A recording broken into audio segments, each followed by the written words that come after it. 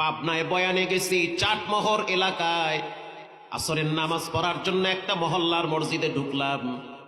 গেটের সামনে লেখা আছে, হে যুবক, যদিও তুমি মসজিদে আসবা না, কিন্তু মসজিদের পালকি টাইম মতো তোমার বাড়ি চলে যাবে। এই লেখা দেখার পর আমি আশ্চর্য হয়ে গেলাম। ওখানে উজু বানাইলাম, মসজিদে ঢুকার সময় দেখলাম একজন মুরব্বী লেখার দিকে বারবার তাকায় আছে আর নিঃশ্বাস ছাড়ে। তার সাথে সালাম বিনিময় হইল। প্রশ্ন করলাম, লেখা থাকবে আসসালামু আল্লাহুম্মা ইফতাহলি আবওয়াবা রাহমাতিক। মসজিদে প্রবেশ করার দোয়া না লেখা মরণের দোয়া কেন লেখছেন?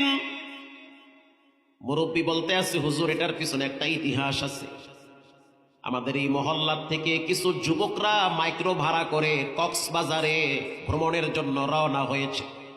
আমার ভাতিজা, আমার ভাগিনা, মহল্লার সন্তান, যখন তারা গাড়ি ভাড়া করলো, এই মসজিদের সামনে দিয়া গাড়ি রাইখা তারা যখন গাড়িতে উঠবে, উঠার আগে আমি সবগুলারে বলছি, আগে সালাত আদায় করো। বেশি আনন্দ করতে গেলে বেশি বিপদে পড়া লাগে, কারণ বর্তমান সময়ে হঠাৎ হঠাৎ মানুষ বিপদে পড়ে। মহল্লার সভাপতি স্পষ্টভাবে বলে, ওদেরকে আমি বুঝাইলাম, ওরা আমার সাথে নামাজ পড়ল। নামাজের পরে যখন ওদেরকে বললাম, আনন্দ এনজয় করতে গিয়া রবকে ভুলে যেও না, কারণ তোমরা কিন্তু মাঝে মাঝে আনন্দ করতে গিয়া ব্যালেন্স হারায় ফেলাও, মদ খায়া অনেকে টাল হয়ে থাকে। কিন্তু তারা সেই কথা মানে নাই।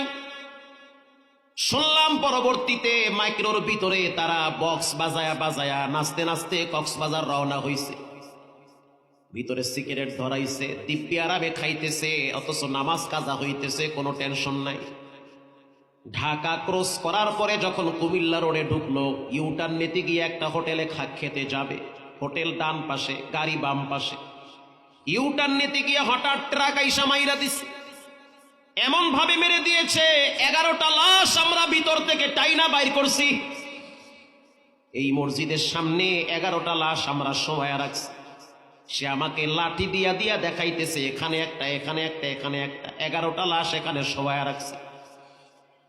ওই দিন আমার মন চাইতেছিল যুবকের রক্ত দিয়া মসজিদের সামনে লিখে দিব, হে যুবক, তুমি যদিও মসজিদে আসবা না, কিন্তু পালকি টাইম মতো তোমার বাড়িতে যাবে।